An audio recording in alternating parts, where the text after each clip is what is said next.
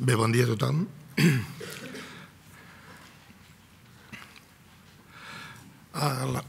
La ponència que desenvoluparé durant aquests 25 minuts o 30 que tenim serà un... Perdoneu, però tinc el coll així una mica...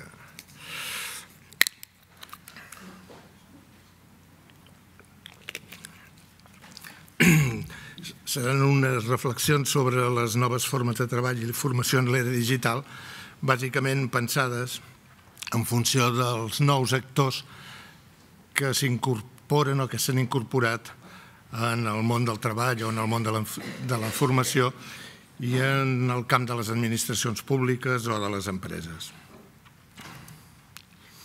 Primer, una nota prèvia per situar-nos.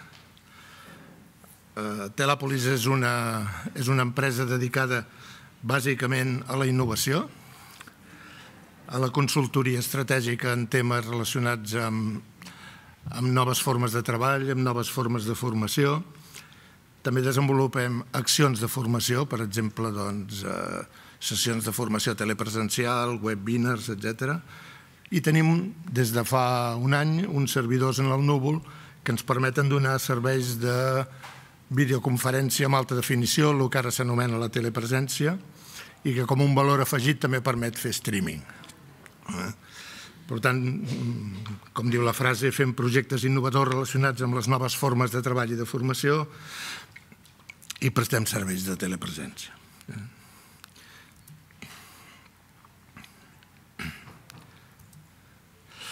Bé, durant aquests dies, especialment ahir, s'ha parlat molt d'innovació, de transformació digital, del núvol, de connectivitat, de xarxes, de programari com a servei, d'aplicacions com a servei, de les dades, del big data, etc.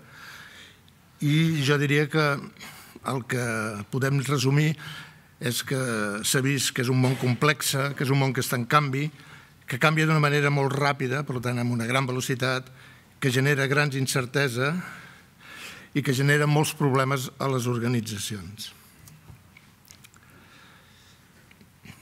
Seria el que van posar de moda fa uns anys als Estats Units, el concepte del VUCA, que vol dir volatilitat, incertesa, complexitat i ambigüitat. És a dir, estem en un moment que és difícil fer previsions, que és difícil fer pronòstics, perquè les situacions polítiques, socials i especialment les tecnològiques canvien d'una manera molt ràpida. I, per tant, és molt complicat de poder tenir certeses i no tenir ambigüitats, que serien elements claus que fins ara havíem tingut per poder fer desenvolupaments tecnològics o per fer canvis en les organitzacions. Però almenys allí, avui no ho sé encara, però s'ha parlat poc dels nous perfils, és a dir, dels nous actors que estan sortint, els que s'anomenen els joves nòmades, els millennials. No s'ha parlat de les noves generacions i com s'enfronten amb les tecnologies. S'ha parlat poc de desequilibris territorials i de l'escletxa digital, de la qualitat de la connectivitat i de l'accés i de les competències que tenen els joves, que tenim tots, de tipus digital. Avui jo diria que estem en una crisi de model, que hi ha una crisi entre la gestió i la innovació, que hi ha un accés a el que en podríem dir noves cultures, noves maneres de fer les coses, que s'està creant una cultura de la transversalitat i al mateix temps s'està imposant, i això, per exemple, ahir algú va comentar, el Jeremy Rifkin deia que estem en l'època de la col·laboració, en l'època de la cooperació. Només un breu esment a les generacions que tenim en aquests moments. La generació que s'anomena la T, que és la generació que en el cas nostre de Catalunya i d'Espanya seria la generació de la transició. La generació X, dels 60 als 80. I dues generacions que són les veritablement tecnològiques. La generació Y, que anava dels 80 als 90, i alguns diuen fins a l'any 1994, i la generació C o Z, segons d'altres, que serien els nadius digitals, que a partir de l'any 1995 van néixer i, per tant, ja van néixer amb unes determinades característiques i que ara tindrien 22 anys, alguns d'ells. Per tant, podríem dir que no és que venen, sinó que ja estan aquí. I aquests nous actors ens plantegen problemes nous i demanen solucions diferents als nous reptes que ells plantegen o que nosaltres els hi podem plantejar a partir de les coses que ens proposen o a partir de les experiències que ens realitzen. Bé, això seria una mica un gràfic de totes les implicacions que té a nivell de xarxa el concepte dels millennials, que seria el concepte de la generació Z, i que, per tant, com podeu veure, els elements més grans o de més tamany són els relacionats amb lo digital, amb la creativitat, generació, internet, poble, modernitat.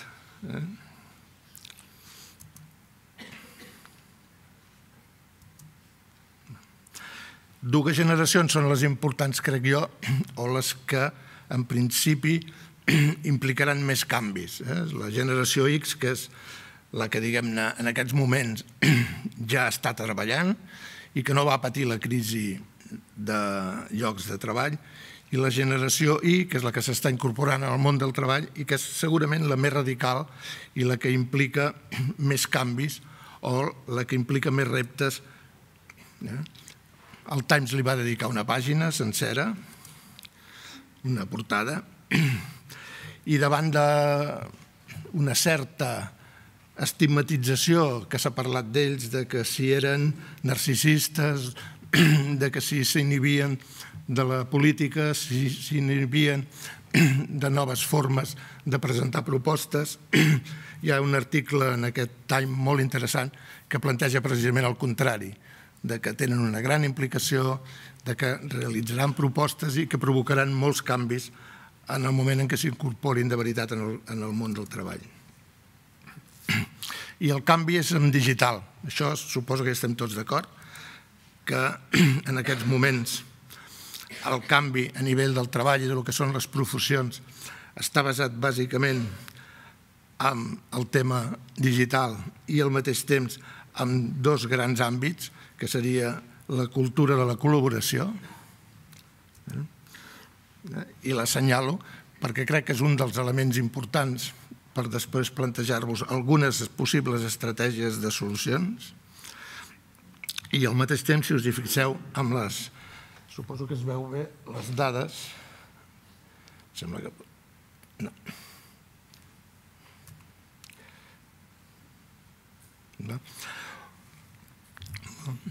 Un 89%, i no són estadístiques del nostre país, perquè no n'hi ha, però són estadístiques fetes als Estats Units i alguns països d'Europa, en el que es plantegen que un 89%, quasi un 90% d'aquesta generació considera que en el lloc de treball hi ha d'haver-hi una formació permanent i que, per tant, el treball i formació són dos elements que van junts i que per poder gaudir suficientment del lloc de treball, doncs aquesta és una de les característiques que exigeixen o que demanen en els emprenedors. Un 74% creu que l'accés a les xarxes és un accés important al coneixement i un 89% considera que el seu lloc de treball ha de ser capaç d'implicar aspectes socials i també aspectes relacionats amb la seva vida personal.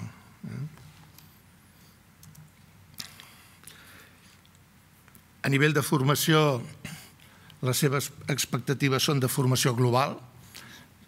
Recordeu que fa molts anys que estem parlant del concepte de formació al llarg de la vida, bé, concepte que ha estat molt difícil d'implantar, que la crisi ha ajudat que determinada gent de determinades edats, o bé per raons d'atur o bé per raons d'intentar millorar la seva situació laboral, s'han incorporat de nou a la formació, i per això les universitats tenen molts plans de formació no reglada o semireglada per permetre aquesta formació al llarg de la vida, i moltes universitats han posat en marxa, com sabeu, programes de formació empresarial per ajudar les empreses a incorporar els seus treballadors amb uns coneixements més importants.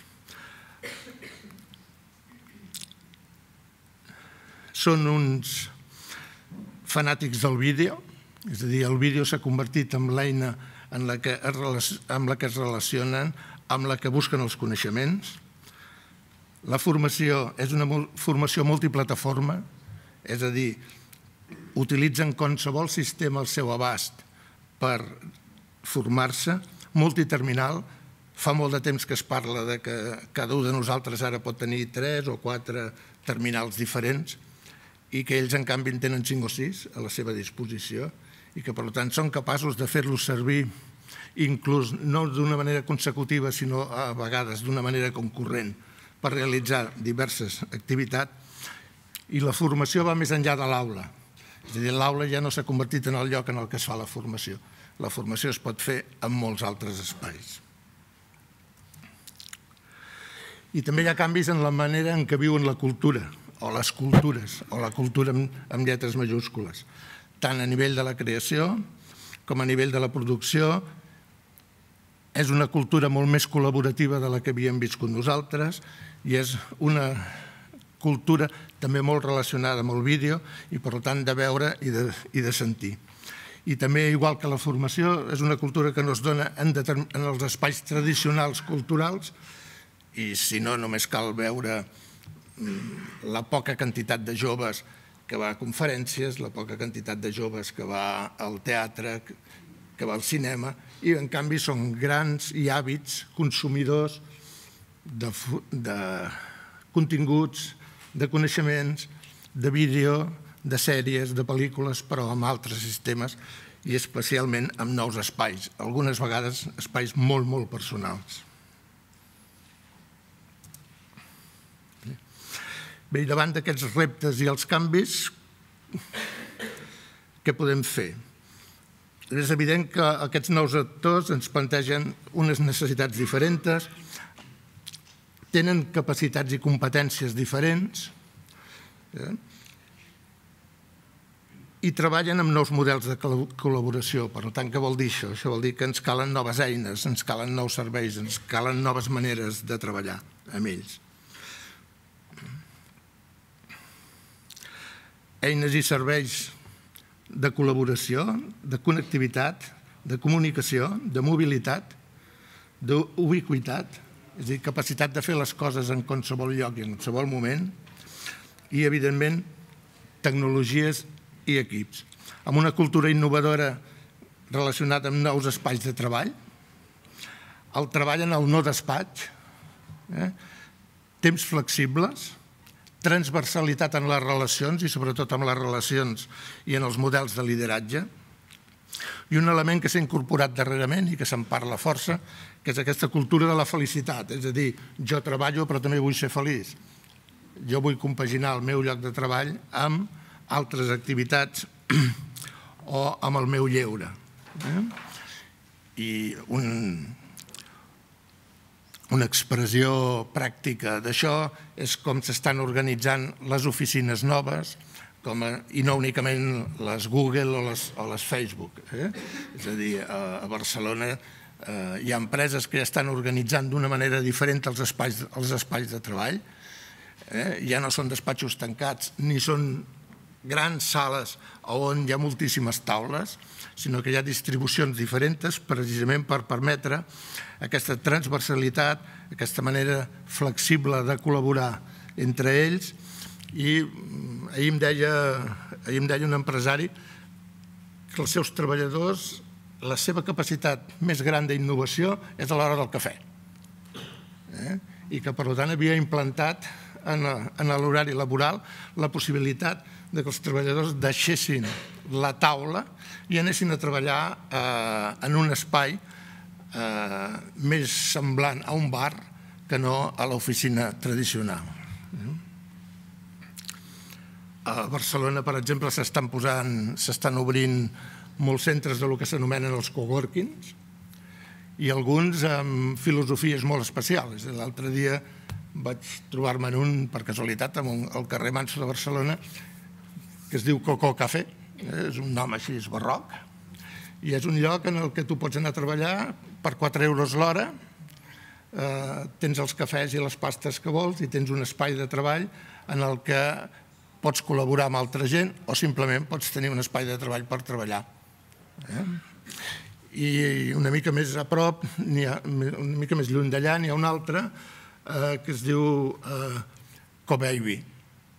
I és un lloc especial perquè les mares o els pares portin els nens a treballar.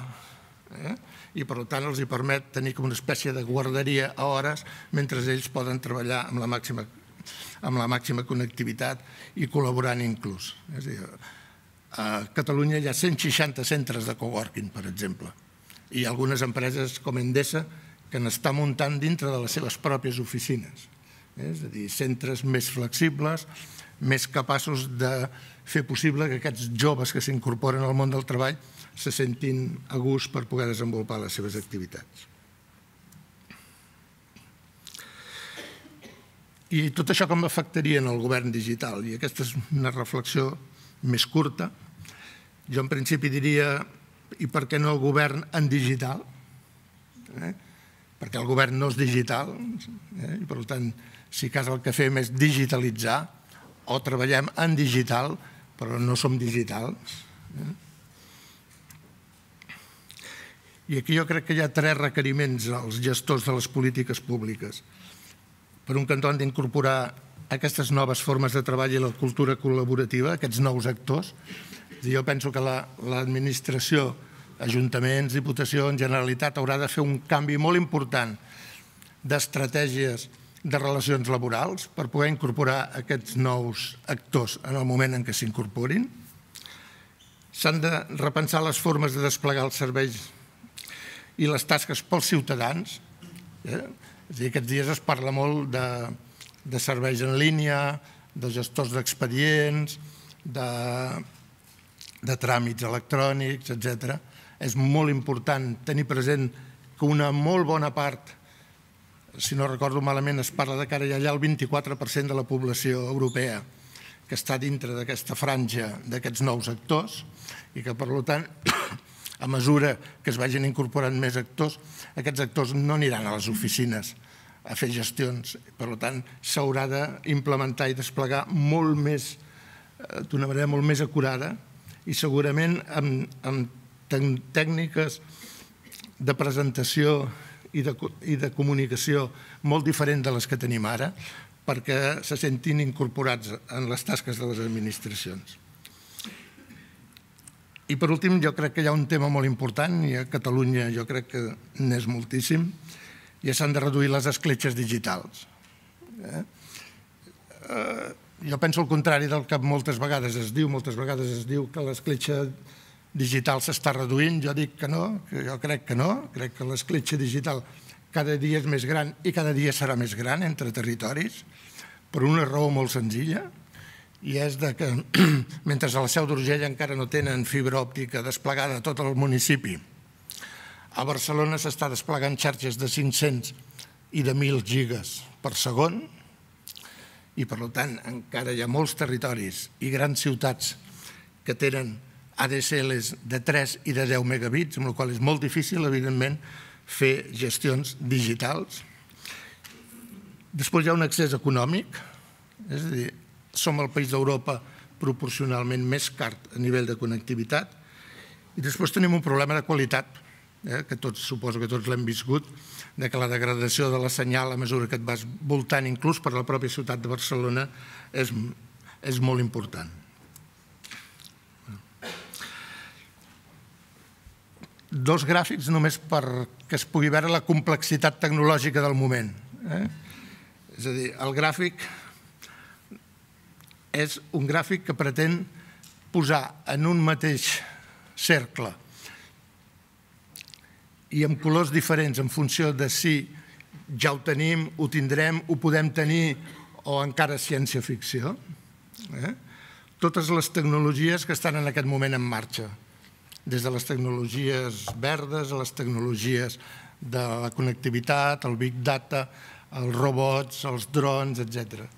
Fixeu-se que és un gràfic molt complex i que és molt indicador de la situació en la que estem i que fa molt difícil que es puguin prendre a vegades moltes decisions. I un últim. Aquest és un gràfic més fàcil d'entendre, però fixeu-vos on estem. Estem aquí. És a dir, el recorregut que queda pels propers anys. I que no seran anys ni 25 ni 50, segurament seran 5 o 10 anys que anirà evolucionant tota aquesta tecnologia. I per acabar, perquè ja m'han avisat que se'ns acaba el temps, acabar amb aquesta frase del Toffler, que seria molt clara. És a dir, els analfabets ja no seran aquells que no sàpiguin llegir i escriure, sinó aquells que no sàpiguin aprendre, desaprendre i reaprendre. I amb això tenim una sort. Aquests joves nous que s'incorporaran, aquesta és una de les capacitats que tenen. Bé, moltes gràcies.